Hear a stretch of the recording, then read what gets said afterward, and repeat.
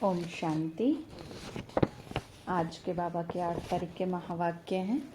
बाबा ने हम बच्चों को कहा, मीठे बच्चे, अपनी अवस्था अच्छी बनानी है तो सवेरे सवेरे उठ एकांत में बैठ विचार करो कि हम आत्मा हैं ना। बाबा ने कहा जितना सुबह सुबह उठ करके बैठेंगे, बाबा को याद करेंगे तो बाबा से हमें शक्ति मिलेगी, वरदान मिलेंगे। लेकिन याद में कैसे बैठना है हमें, कि अपने आप को याद करना है कि मैं एक ज्योति बिंदु आत्मा हूँ और मेरे पिता शिव बाबा हैं।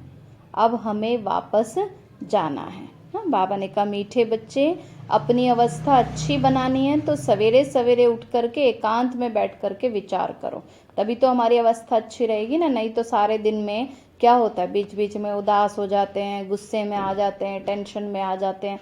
क्यों? क्योंकि सुबह सुबह चार्जिंग नहीं की।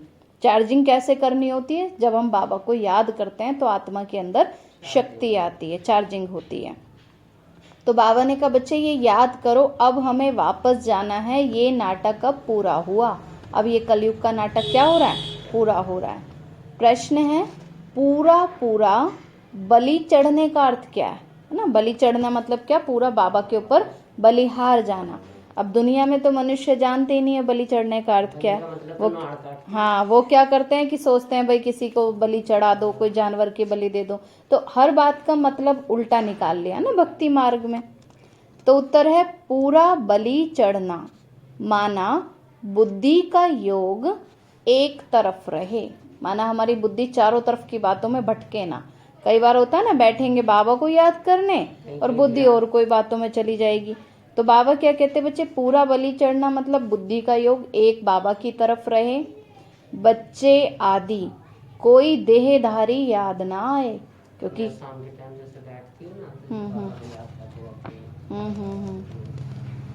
बाबा नहीं निकलेगा, बस फिर कुछ और ही निकलता रहेगा। वही ना, कई बच्चे तो मुरली सुनते हुए भी सोचते हैं जल्दी जल्दी मुरली पूरी हो, घर जाना है, बच्चों को खाना देना है, ये करना है। बाबा कहते बच्चे याद करो, बच्चे किसके? बाबा के बच्चे हैं, मेरे बच्चे थोड़े ना। घर किसका है? बाबा का घर है। तो बाबा कहते जितने टाइम, थोड़ा टाइम बाबा के लिए निकाल के आते हो तो उस 1-2 घंटे के बीच में तो और कोई बातें हमें याद नहीं करनी चाहिए। केवल हमारा मन कहाँ रहे? बाबा की तरफ रहे। देह का भान टूट जाए। बाबा कहते हैं जो मैं और मेरा सारा दिन करते रहते हो ना, ये देह अभिमान है, ये टूट जाए। ऐसा जो पूरा बलि चढ़ते हैं उन्हें ही 21 जन्मों का वर्षा बाप से मिलता है। जो 1-2 के नाम रूप में लट्टू होते हैं वह बाप का और अपना नाम बदनाम करते हैं। कई बच्चे होते हैं ना, बाबा को तो याद करेंगे नहीं, मनुष्यों के पीछे लगे रहेंगे, मनुष्यों की बातें करते रहेंगे, उन्हें कोई याद करते रहेंगे। तो बाबा क्या कहते हैं बच्चे, ये तो क्या करते हैं? अपना भी भाग्य खराब करते हैं, दूसरे का भी, बाबा का भी नाम बदनाम करते हैं ना। इसलिए बाबा याद दिलाते हैं बच्चे, कोई शरीरधारी तुम्हारा साथ नहीं देने वाला, लास्ट में सब यहीं छूट जाना है। आत्मा अकेले आई थी, अकेले ही जाना है। केवल साथ कौन देंगे? एक शिव बाबा साथ देंगे। फिर आज की मुरली में दूसरा प्रश्न भी है, बाप सभी बच्चों पर कौन सी कृपा करते हैं? बाप सभी बच्चों पर कौन सी कृपा करते हैं? उत्तर है, कोड़ी से हीरे जैसा बनाने की कृपा बाप करते हैं। बाबा कहते अब बच्चे कैसे बन गए थे? कोड़ी जैसे, माना उल्टे कर्म करने लग गए थे, माया की मत पे चलने लग गए थे। तो हीरे जैसा बनाने की कृपा बाप करते हैं।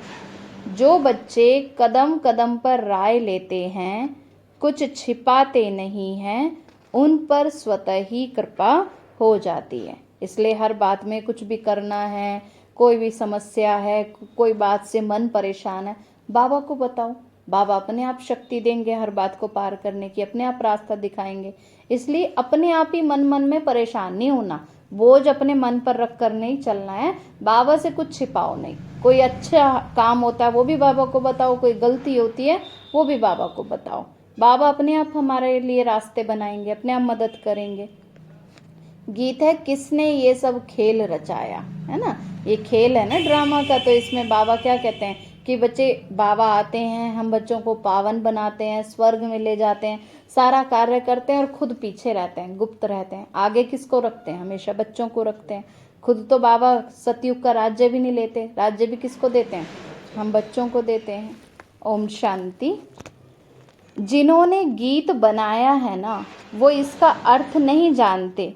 तुम बच्चों को तो बाप ने समझाया है कि देखो तुमको कितना अच्छा वर्षा दिया था जब तुमको रचा था। बाबा ने हम बच्चों को कोई दुख की दुनिया में थोड़ी ना भेजा था, बाबा ने तो कितना अच्छा वर्षा दिया था, माना सतयुग का राज्य दिया था, धरती को स्वर्ग बना के दिया था बाबा ने बच्चों के लिए। तो जब तुमको रचा तो कितना अच्छा वर्षा दिया था। स्वर्ग तो है ही नई रचना। दुनिया नहीं जानती कि स्वर्ग की रचना कैसे रची जाती है, फिर कैसे माया रूपी 5 विकार चढ़ जाते हैं। मनुष्यों को पता ही नहीं है कि क्यों हम नरक में पहुंच गए, क्योंकि माया की मत पे चलने लगे, 5 विकारों में फंस गए। तो एक एक बात नहीं है, दुनिया वालों को तो ये ज्ञान पता ही नहीं है, उनके लिए तो नई बात है ना, इसलिए कहते हैं ईश्वर की गतमत न्यारी है। सब कहते हैं हाँ, सब ये अच्छाई भी यही है, बुराई भी यही है, अच्छा बुरा सब कुछ यही है। देखो कहते हैं अगर हम अच्छा कर्म करेंगे तो हमें अच्छा ही तभी तो फल अच्छा मिलेगा, मिलेगा। है ना, अब बुराई बुरा सोचेंगे तो बुरा ही मिलेगा। तो एक एक बात नई है नई दुनिया के लिए। सतयुग किसको कहा जाता है ये भी नहीं जानते, तो फिर यह कैसे जानेंगे। बाबा कहते हैं इतना सारा ज्ञान मनुष्यों की बुद्धि में कैसे बैठेगा जब उनको यही नहीं पता कि सतयुग किसको कहा जाता है। तो ये नॉलेज कोई भी शास्त्रों में नहीं है, स्वयं परम पिता परमात्मा ही आकर के नॉलेज देते हैं, जो नॉलेज फिर प्रायलोप हो जाती है। बाबा कहते हैं ज्ञान तुम्हें अभी मिलता है, फिर सतयुग में ये ज्ञान की सारी बातें याद नहीं रहती। नॉलेज से राजयोग सीख राजाई पाई, बस बाबा कहते बच्चे तुम्हें क्या करना है, ये राजयोग सीख रहे हो तुम, जिससे तुम्हें 21 जन्मों की राजाई मिल जाती है। फिर बस फिर तो कोई दुख की बात ही नहीं है। बाबा कहते थोड़ी मेहनत करनी है तो अभी करनी है, सतयुग में तो कोई मेहनत करनी नहीं पड़ती है। इसको कहा जाता है स्पिरिचुअल नॉलेज। स्पिरिचुअल कहा जाता है स्पिरिट को, माना आत्मा को। तो सुप्रीम स्पिरिट कहेंगे बाप को। शिव बाबा सुप्रीम सोल है, अनेक नाम भी दे दिए हैं, कहते भी हैं स्पिरिचुअल ज्ञान चाहिए। फिलॉसफी फिर शास्त्रों का ज्ञान हो जाता है, क्योंकि शिव बाबा तो हमें क्या देते हैं, आत्मा का ज्ञान देते हैं ना। दुनिया में तो अनेक प्रकार के भक्तों ने कहानियां कथाएं बना दी हैं शास्त्रों में, शास्त्र पढ़कर उनको जाना जाता है। परम पिता परमात्मा तो शास्त्र पढ़ते ही नहीं, उसको कहा जाता है नॉलेजफुल। शिव बाबा तो ज्ञान का सागर है। बाबा कोई शास्त्र लेके थोड़ी बैठते हैं हमें समझाने के लिए। मनुष्य वो तो खुद ज्ञान का सागर है। मनुष्य समझते हैं कि वह अंतर्यामी है, परंतु ऐसे तो है नहीं। ड्रामा अनुसार जो जैसा कर्म करते हैं ना, उनको वो फल तो मिलना ही है। अब कई बच्चे होते हैं ना, भूलें करते रहते हैं, बाबा को बताते ही नहीं है। बाबा क्या कहते हैं, बच्चे बताओगे तभी तो माफ़ी मिलेगी ना, ये थोड़ी कि भगवान को तो अपने आप ही पता चल जाएगा। बाबा क्या कहते हैं, बच्चे जो जैसा कर्म करेंगे उसको वैसा फल मिलना ही है। बच्चों को कर्म अकर्म और विकर्म की गति भी समझाते हैं। कर्म अकर्म कब होता है और फिर कर्म विकर्म कैसे बनते हैं। कर्म अकर्म होते हैं हमारे सतयुग में और विक्रम बन जाते हैं कलयुग में, जब माया की मत पे चल के कर्म करते हैं। कर्म ही हो रहे हैं, विक्रम कर रहे हैं ना इस समय मनुष्य। स्वर्ग में तो कोई भी बुरा काम होता ही नहीं है जो विक्रम बने, क्योंकि वहां तो रावण का राज्य ही नहीं होता, इसलिए वहां हमारे कर्म अकर्म बन जाते हैं। लेप छेप तब लगता है जब विक्रम करते हैं, तब आत्मा पे मैल चढ़ना शुरू हो जाती है, जब देह के अभिमान में आके मनुष्य कर्म करते हैं। पाप कराने वाला है रावण। तो अब तुम बच्चों को बाप समझाते हैं। मनुष्य तो ये नहीं जानते कि सतयुग में विकार बिगर बच्चे कैसे पैदा होते। बहुत लोग कहते हैं विकार होते जरूर हैं, परंतु इतने नहीं। जैसे यहाँ भी सन्यासी गुरु लोग समझते हैं कि वर्ष में व मास में एक बार विकार में जाओ, परंतु बाप तो फट से कहते हैं कि बच्चे काम महाशत्रु है, उस पर पूरी जीत पानी है। संपूर्ण निर्विकारी बनना है। वहाँ रावण ही नहीं तो विकार कहाँ से आया। बाबा कहते सतयुग में तो रावण का है ही नहीं राज्य, वहाँ तो राम राज्य है, तो वहाँ विकार की कोई बात ही नहीं। सिख लोग भी गाते हैं मुत पलीती कप्पड़ धोए, तो सब मुत पलीती हैं। बाबा कहते इस समय सारी आत्माएं मैली हो गई हैं, सब पर 5 विकारों का, पापों का बोझ चढ़ा हुआ है ना। तो कल भी बाबा ने मुरली में कहा था कि बाबा आकर के सब आत्माओं की मैल उतारते हैं। तो यह हम किसी की निंदा नहीं करते, जो जैसा होगा उसको ऐसा जरूर कहेंगे, चोर को चोर कहेंगे। ग्रंथ में भी समझानी तो लिखी हुई है, गुरु नानक ने भी तो परम पिता परमात्मा की ही महिमा की है ना। कहते हैं जप साहिब तो सुख मिले, जितना परमात्मा को याद करेंगे तो सुख मिलेगा। बाप कहते हैं बच्चे मुझे याद करो, जिसको आधा कल्प याद किया वह अगर मिल जाए तो कितनी खुशी होनी चाहिए। जिस भगवान को हम ढूंढ रहे थे जन्म जन्म से, देखो कहीं मंदिरों में जाते थे, कहीं तीर्थों पर जाते थे, वो भगवान खुद हमें मिल गया है, खुद आकर के हमें बच्चों को पढ़ा रहे हैं, तो कितना खुश रहना चाहिए, कितना बाबा की बातें माननी चाहिए। बाप कहते हैं बच्चे मुझे याद करो ना, परंतु खुशी भी तो उनको ही होती है जो घड़ी घड़ी अपने को आत्मा समझते हैं, जो सारा दिन इधर उधर की बातों में लगे रहेंगे, इसकी बुराई उसकी बुराई, इसकी बातें उसकी बातें, वो खुश नहीं रह सकते। बाबा क्या कहते हैं बच्चे, दुनिया में तो जो चल रहा है सो चल रहा है, वो तो रावण की मत पे चल रहे हैं, लेकिन तुम उनकी बातों में फंस करके अपना समय खराब नहीं करो। बाबा कहते तुम्हें बस क्या करना है, एक बाबा को याद करना है। जैसे मीरा कहती थी ना, मेरा तो एक गिरधर गोपाल दूसरा ना कोई, तो ऐसे हमें भी एक बाबा की याद में मस्त रहना है, खोए रहना है। दुनिया जो भी करे करते रहे, वो अपने कर्म खराब कर रहे हैं ना। तो आत्मा समझने से बाप के साथ लव रहेगा। बाबा कहते बच्चे याद में वही बच्चे रहेंगे जो अपने आप को आत्मा समझेंगे। आत्मा को इस समय पता ही नहीं है कि हमारा बाप कौन है। दुनिया में बस लौकिक पिता की बातें करते रहेंगे, याद करते रहेंगे, लेकिन असली बाप कौन है, वो तो शिव बाबा है ना, उसको भूल गए हैं। बाप का बन करके बाप के ऑक्यूपेशन को ना जाना तो फिर उनको तो बुद्धू कहेंगे ना।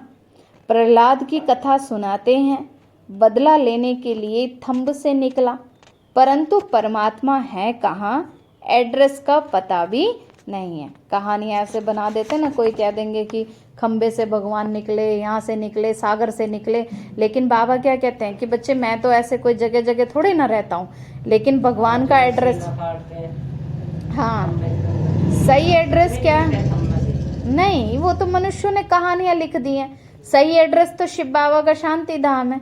बाकी हाँ बाबा ये जरूर कहते हैं कि जो बच्चे मुझे दिल से याद करेंगे ना, अगर याद करके कोई पत्थर की भी पूजा करने लग जाते हैं लेकिन दिल से कर रहे हैं, तो बाबा ये नहीं कि कोई पत्थर में चले जाएंगे, लेकिन बाबा उस बच्चे को साक्षात्कार करा देते हैं, है ना, मदद दे देते हैं, उस बच्चे को शक्ति दे देते हैं। कोई कहीं भी किसी भी स्थान पे किसी भी समय अगर भगवान को याद करते हैं तो भगवान उनकी सुनते जरूर हैं। तो अभी तुम बच्चे जानते हो ना, तुम हो ब्रह्मा कुमार कुमारियाँ, प्रजापिता ब्रह्मा का भी नाम बाला है। स्त्री तो है नहीं जो उनसे बच्चे पैदा करें, जरूर मुख वंशावली होंगे ना, तो ब्रह्मा मुख के द्वारा बाबा हम बच्चों को एडॉप्ट करते हैं। तुम भी ये समझा सकते हो हम हैं ब्रह्मा कुमार कुमारी। एडॉप्ट करना माना बाबा ने हम बच्चों को गोद लिया है, हम बाबा के गोद के बच्चे हैं। तो प्रजापिता ब्रह्मा का नाम सुना है ना, तो परम पिता परमात्मा ब्रह्मा के द्वारा रचना रचते हैं। पहले पहले ब्रह्मा को रचा, फिर ब्रह्मा के द्वारा रचना रची। बाप समझाते हैं देखो मेरी कितनी मुख वंशावली है, कितने सारे लाखों बच्चे हैं बाबा के। कहते हैं ना ब्रह्मा की तो हजारों लाखों भुजाएं थी, तो वो भुजाएं कौन है, हम बच्चे ही तो है ना, बाबा की भुजाएं हैं। बाबा के जैसे दुनिया में भी माता पिता कहते हैं ना ये तो मेरा मददगार है, मेरा राइट हैंड है, मेरा बेटा है ना, तो ऐसे हम भी बाबा के मददगार बच्चे हैं। तो सबको वर्षा तो शिव बाबा से ही मिलता है। जिसको एडॉप्ट किया है वह तो जरूर गरीब होंगे। पहले ब्रह्मा को एडॉप्ट किया, फिर ब्रह्मा के द्वारा मुख वंशावली बने, वह तो कुक वंशावली ब्राह्मण जिस्मानी यात्रा कराते हैं, और यह ब्रह्मा मुख वंशावली रूहानी यात्रा कराते हैं। वो जो दुनिया में तीर्थों पे जाते हैं तो पंडित लोग यात्रा कराते हैं ना, बाबा क्या कहते हैं तुम्हें कोई वो वाली यात्रा करने की जरूरत ही नहीं है, तुम्हें तो बैठे बैठे तुम मधुबन भी जा सकते हो, बैठे बैठे शांति धाम, बैठे बैठे सतयुग में कहीं भी घूम करके आ सकते हो, है ना। तो ये क्या है, रूहानी यात्रा है। बाबा कहते उस यात्रा पे तुम जा करके मनुष्य वहाँ भी लड़ते झगड़ते रहते हैं, लेकिन बाबा क्या कहते, तुम्हें तो ये बैठे बैठे बिना खर्चे बिना थकावट के शांति से बाबा को याद करना है। इस रूहानी यात्रा का किसी को पता ही नहीं है कि कैसे ये रूहानी यात्रा होनी है। पुरुषार्थ करते हैं कि हम निर्वाण धाम में जावें, तो बुद्धि की यात्रा ब्रह्म तरफ ही होगी।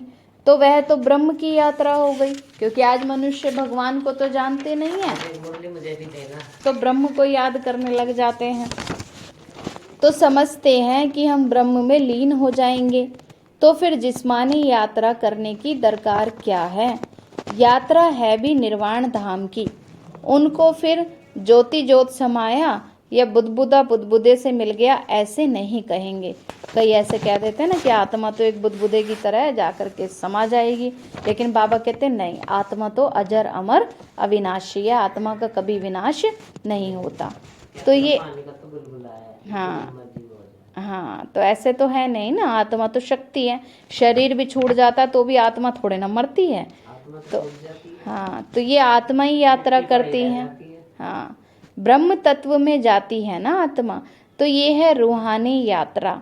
बाकी तो सब है जिस्मानी यात्रा।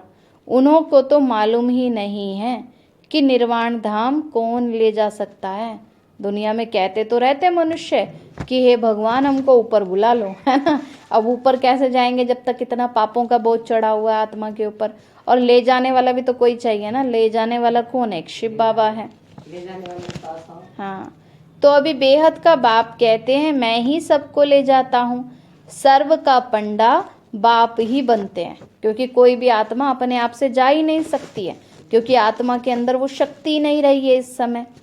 तो सतयुग में तो बहुत थोड़े मनुष्य हैं, बाकी सब आत्माएं वापस जरूर जाती हैं। राइटियस बात बाप ही समझाते हैं, क्योंकि शांति धाम में सारी आत्माओं को बाबा एक साथ वापस ले जाते हैं, फिर थोड़े थोड़े करके बच्चे सतयुग में जन्म लेते हैं। तो बाबा ने कहा बच्चे अब तुम हो सच्ची सच्ची यात्रा पर, हम आत्मा हैं, नाटक पूरा होता है, अब हमें वापस अपने घर जाना है।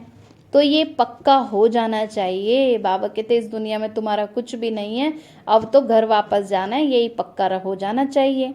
एकांत में बैठ यही ख्याल करो कि हम आत्मा हैं और बाबा हमको लेने आया है।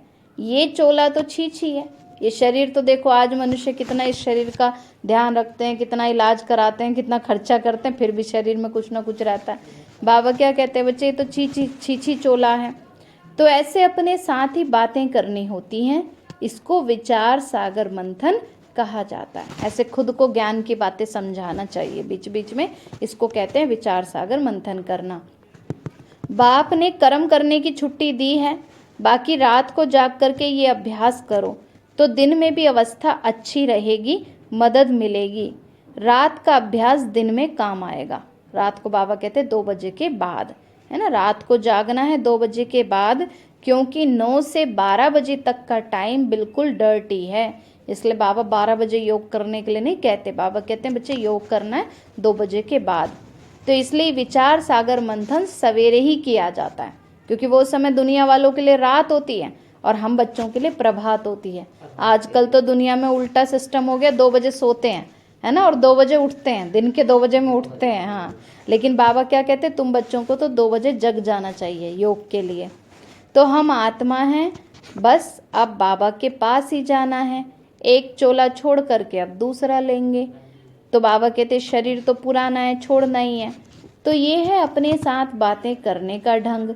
अब हमारे 84 जन्म पूरे हुए, बाकी कुछ दिन ही रहे हुए हैं। अब तो इस धरती के विनाश होने का बहुत कम समय रह गया, थोड़े ही दिन रह गए हैं। तो ये बेहद का ड्रामा है।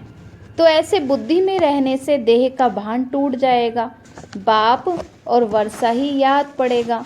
बाप ही आकर के शिक्षा देते हैं, नहीं तो हम ऐसे श्रेष्ठ पवित्र बन कैसे सकते।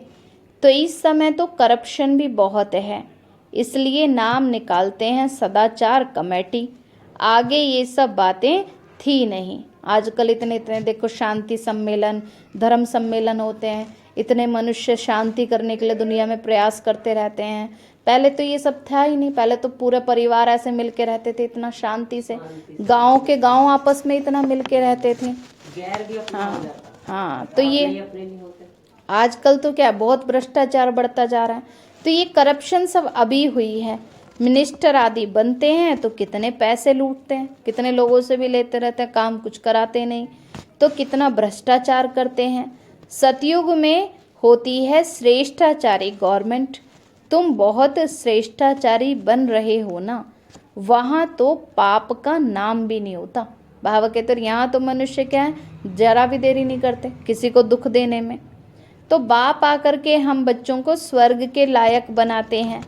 सभी जो इस समय डर्टी है ना, उनको गुलगुल बनाते हैं। जो आत्मा मैली हो गई है उनको बाबा आकर पवित्र बनाते हैं, गुलगुल फूल जैसा बनाते हैं।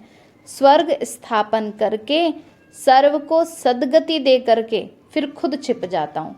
बाबा कहते जब मैं देखता हूँ ना मेरे बच्चे आराम से खुश हैं, सतयुग में राज्य कर रहे हैं, फिर मैं आराम से, बाबा कहते हैं, शांति धाम में बैठ जाता हूँ। जैसे माँ बाप भी होते हैं, बच्चों को सब कुछ दे देते हैं और सब कुछ, हाँ, फिर एक तरफ हो जाते हैं, खुद वानप्रस्थ में चले जाते हैं। पहले तो ऐसा भी होता था, खुद संन्यास ले लेते थे बच्चों को सब कुछ दे करके।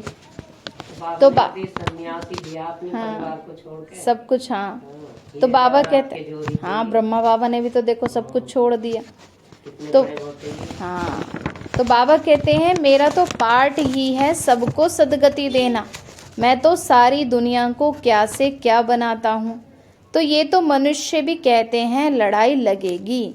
अब तो दुनिया वालों को भी महसूस होने लगा है कि अब तो विनाश होगा जरूर। लड़ाई तो देखो चल ही रही है, अब तो तीसरा विश्व युद्ध शुरू भी हो चुका है। अखबारों में पढ़ता है 5 वर्ष के अंदर ये होगा वह होगा, अच्छा विनाश होगा। भला फिर क्या होगा? तो ये विनाश भी क्यों होता है, कारण तो बताएं ना। तुम तो अब जानते हो बाप स्वर्ग की स्थापना कर रहे हैं तो नरक का विनाश तो जरूर होगा ही होगा, होना ही है। तो बाप आकर के पुरानी दुनिया से नई दुनिया बनाते हैं, वहाँ कभी भी अकाले मृत्यु नहीं होती है, मरने का कभी डर नहीं रहता। वहाँ सतयुग में ये मरना शब्द ही नहीं होता। वहाँ पता होता है कि हम तो आत्मा है, तो खुशी खुशी से शरीर छोड़ते हैं। आत्मा का ज्ञान रहता है कि हम एक शरीर छोड़ जा कर के दूसरा लेते हैं। तो ये भी समझते हैं जो देरी से आएंगे वो जरूर थोड़े ही जन्म लेंगे।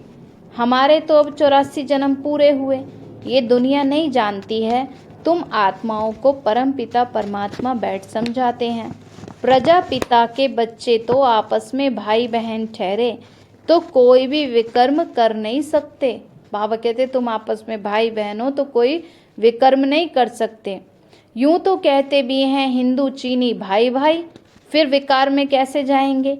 कहना तो सहज है परंतु अर्थ नहीं समझते हैं, है ना। कहते भी रहेंगे भाई भाई और फिर आपस में लड़ते भी रहते हैं।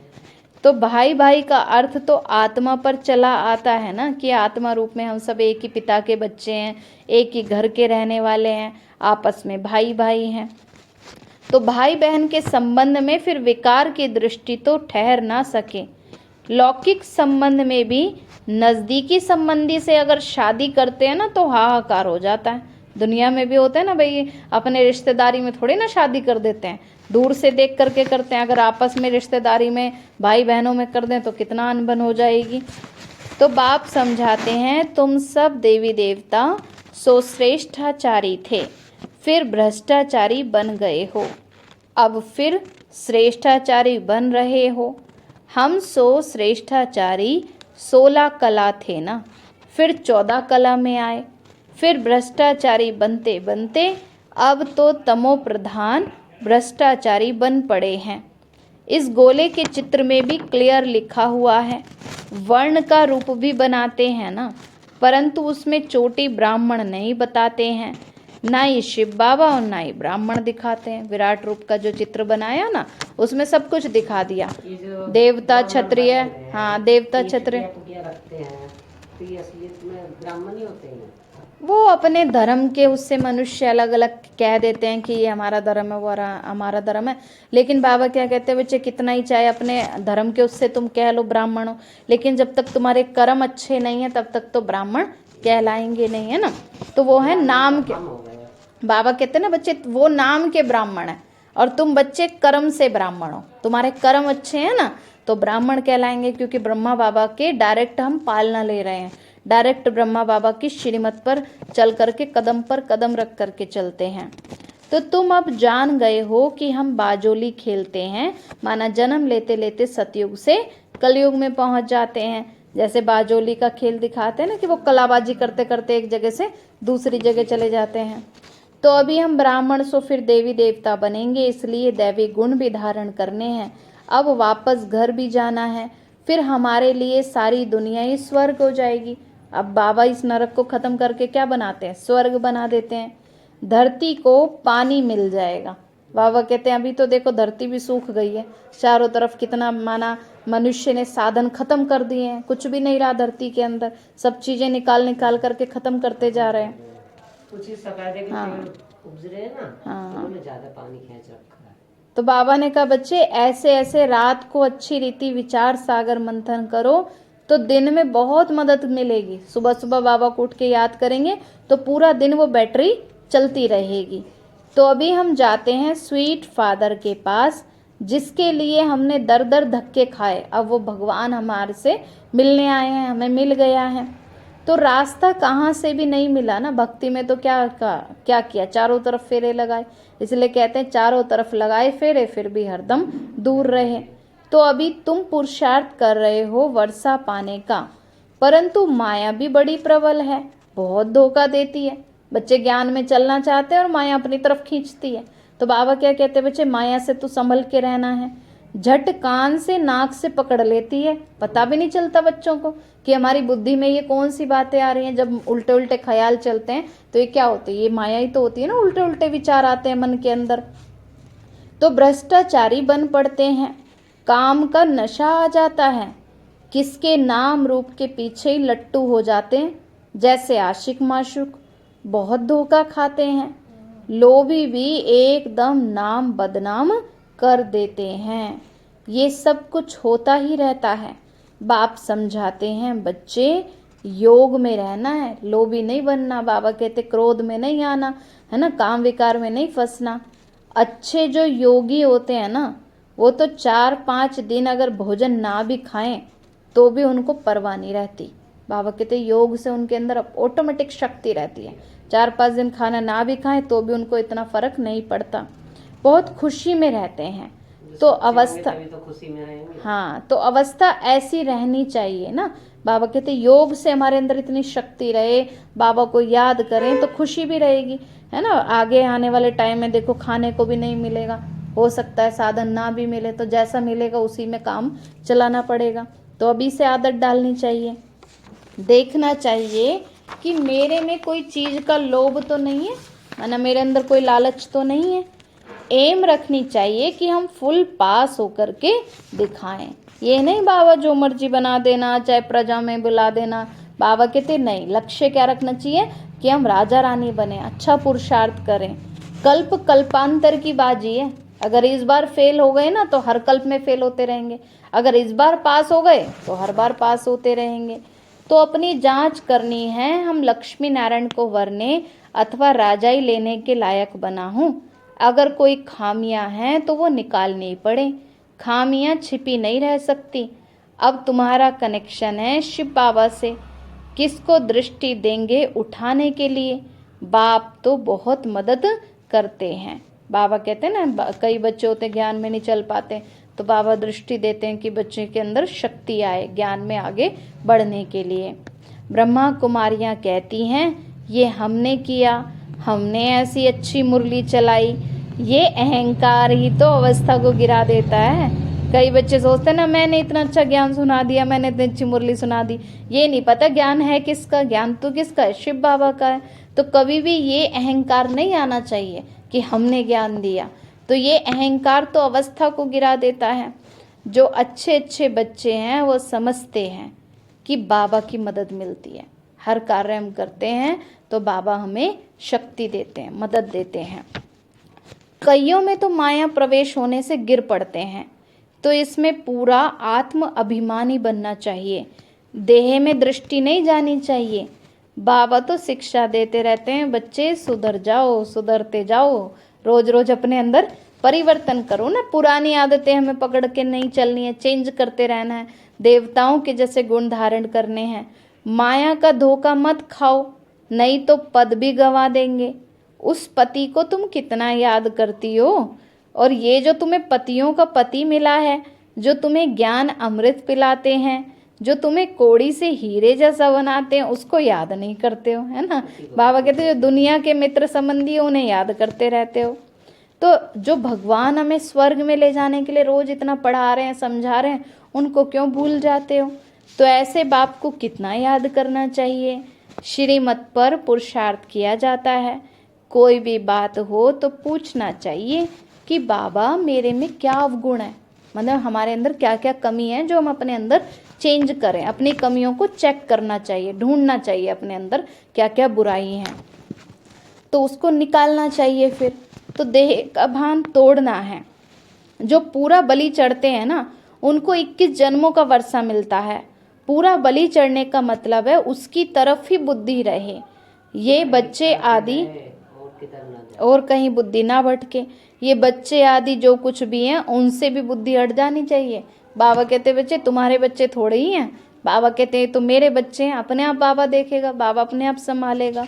बाबा कहते हैं उसके बदले में तुमको वहाँ तो सब कुछ ही नया मिलेगा। बाबा कहते हैं यहाँ मेरा मेरा क्यों करते हो, ये मेरा मेरा कुछ भी नहीं है, तुम्हें सतयुग में सब कुछ नया मिलेगा। कहते हैं भगवान की कृपा से बच्चा मिला। अब भगवान खुद कहते हैं वह कृपा तो अल्पकाल की है, तो अब तो तुम्हारे पर बहुत कृपा करेंगे। अब तो बाबा 21 जन्मों के लिए बच्चों को सब कुछ दे देते हैं, हेल्थ वेल्थ हैप्पीनेस सब कुछ मिल जाता है। बाप ही तो राय देंगे, कोई उल्टा काम नहीं करने देंगे। बाबा देखो जब हम कोई बच्चे गलती करते भी हैं तो अंदर से आवाज़ आती है ना कि नहीं करना चाहिए, हाँ, तो बाबा कोई उल्टा काम तो नहीं करने देंगे, विकारी को नहीं देने देंगे। अविनाशी सर्जन से कुछ भी छिपाना नहीं है, कदम कदम पर पूछना है। बहुत बच्चे पूछते भी हैं, लिखते भी हैं कि बाबा ये विकार हमें सताते हैं। कोई तो काला मुंह करके भी बताते नहीं, छिपाते रहेंगे तो और ही काले होते ही जाएंगे। इसलिए बाबा क्या कहते हैं कि बच्चे विकारों में फंसना नहीं है। नहीं तो जो बच्चे विकारी होते हैं ना, तो उनका यहाँ पर यज्ञ में भी कोई जमा नहीं होता। बाबा कहते विकारी बच्चे तो कोई दान में भी देंगे तो बाबा नहीं लेंगे उसका, नहीं। इसलिए बाबा क्या कहते बच्चे कोई भी भूल नहीं करनी है, नहीं तो माया बार बार वो गलती कराती रहेगी और वो अंदर अंदर वो बीमारी बढ़ती जाएगी। अच्छा, मीठे मीठे सिकीलते बच्चों प्रति माता पिता बाप दादा का याद प्यार और गुड मॉर्निंग। रूहानी बाप की रूहानी बच्चों को नमस्ते। रूहानी हम बच्चों की रूहानी माता पिता बाप दादा को नमस्ते नमस्ते नमस्ते। बाबा नमस्ते। सदा रहें हंसते और हंसाते और बन जाएं फरिश्ते। शुक्रिया बाबा, शुक्रिया बाबा, शुक्रिया बाबा। धारणा के लिए मुख्य सार है, फुल पास होने के लिए जो खामियां हैं, विकारों का अंश है, उसे समाप्त कर देना है। किसी भी बात का अहंकार नहीं रखना है। दृष्टि बहुत पवित्र शुद्ध बनानी है। कभी भी किसी देहधारी के पीछे लटकना नहीं है, पूरा आत्माभिमानी बनना है। वरदान बाबा ने दिया, साइलेंस की शक्ति से बुराई को अच्छाई में बदलने वाले शुभ भावना संपन्न भव। जैसे साइंस के साधन से खराब माल को भी अच्छा बना देते हैं, ऐसे आप साइलेंस की शक्ति से बुरी बात व बुरे संबंध को बुराई से अच्छाई में परिवर्तन कर दो। तो ऐसे शुभ भावना संपन्न बन जाओ जो आपके श्रेष्ठ तो बाबा ने कहा कि बच्चे ऐसे आप साइलेंस की शक्ति से बुरी बात व बुरे संबंध को भी बुराई से अच्छाई में परिवर्तन कर दो। ऐसे शुभ भावना वाले संकल्पों से संपन्न बन जाओ जो आपके श्रेष्ठ संकल्प से अन्य आत्माएं भी बुराई को बदल करके अच्छाई धारण कर लें। नॉलेजफुल के हिसाब से राइट रॉन्ग को जानना तो अलग बात है, लेकिन स्वयं में बुराई को बुराई के रूप में धारण करना गलत है ना। बाबा ने कहा कोई गलत कर रहा है, चाहे कोई जैसा भी है है ना, वो तुम्हें पता है, लेकिन बाबा क्या कहते हैं, उनको देख करके तुम्हें गलत नहीं करना, तुम्हें फिर भी अपने व्यवहार को, अपने विचार को अच्छा ही रखना है।